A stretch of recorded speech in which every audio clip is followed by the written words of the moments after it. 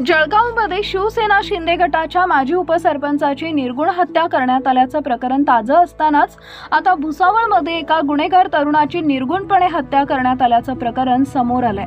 होळीच्या दिवशी या तरुणाची हत्या करण्यात आली होती। त्यानंतर त्याचा मृतदेह हा जमिनीत गाडला होता। 7 दिवसानंतर त्याचा मृतदेह समोर आल्यानंतर प्रकरण उघड झालं। पोलिसांनी दिलेल्या माहितीनुसार भुसावळमधील तापी नदीच्या परिसरात ही घटना उघड झाली आहे। मुकेश भालेराव असं हत्या करण्यात आलेल्या तरुणाचं नाव आहे।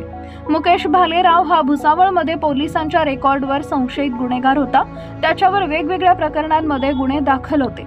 13 मार्च रोजी मुकेशची अज्ञात व्यक्तींनी हत्या केली। अमोलची हत्या झाली। त्यानंतर त्याचा मृतदेह कुणाच्या निदर्शनास येऊ नये म्हणून मारेकऱ्यांनी त्याचा मृतदेह हा तापी नदीजवळील निर्जन स्थळी जमिनीत पुरला होता।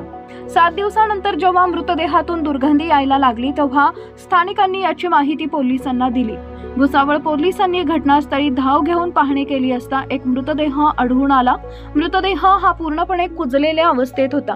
पोलिसांनी जेव्हा मृतदेहाची ओळख पटवली तेव्हा तो अमोल भालेराव याचा असल्याचं समोर आलं। या प्रकरणी पोलिसांनी गुन्हे दाखल केले असून अधिक तपास सुरू आहे।